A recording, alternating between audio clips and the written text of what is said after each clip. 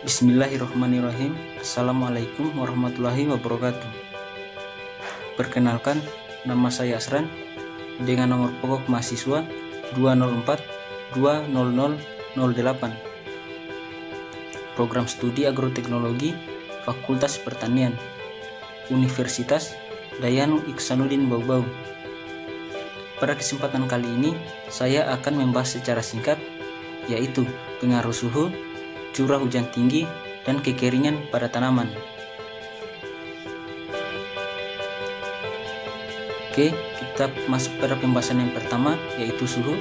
Suhu merupakan faktor lingkungan yang berpengaruh terhadap pertumbuhan dan perkembangan tanaman. Kisaran suhu pertumbuhan antara 15 derajat Celcius sampai 40 derajat Celcius. Secara langsung, suhu akan mempengaruhi fotosintesis tanaman, respirasi, permeabilitas dinding sel, serapan air dan unsur hara, transpirasi, serta aktivitas enzim. Tinggi rendahnya suhu di sekitar tanaman ditentukan oleh radiasi matahari, kerapatan tanaman, distribusi cahaya dalam tajuk tanaman, kandungan lengas tanah. Suhu mempengaruhi beberapa proses fisiologis penting, bukan stomata, laju transpirasi, laju penyerapan air dan nutrisi, fotosintesis, dan respirasi. Peningkatan suhu sampai titik optimum akan diikuti oleh peningkatan proses di atas.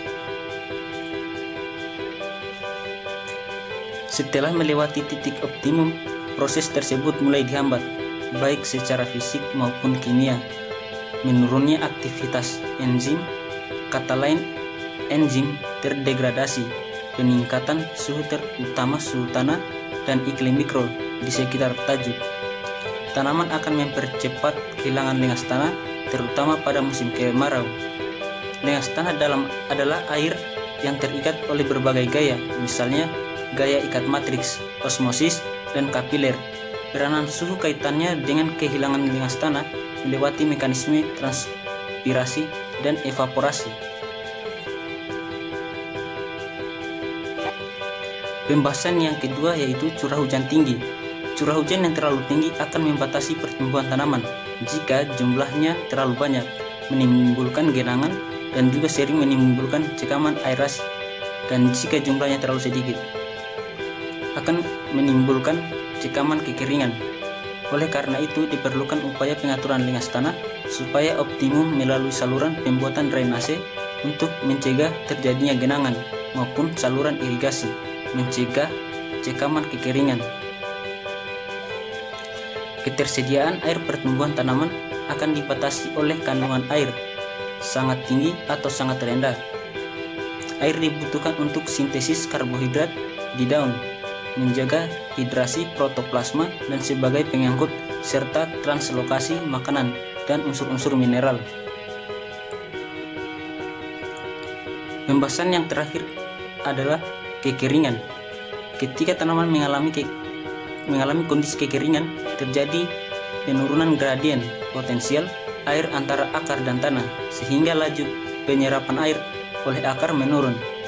Penurunan laju penyerapan air dan adanya peningkatan transpirasi akibat gradiasi matahari membuat tanaman mengalami kekurangan air.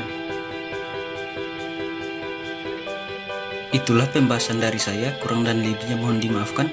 Wabillahi taufiq wal hidayah. Wassalamualaikum warahmatullahi wabarakatuh. Teman-teman, jangan lupa like, comment, and subscribe.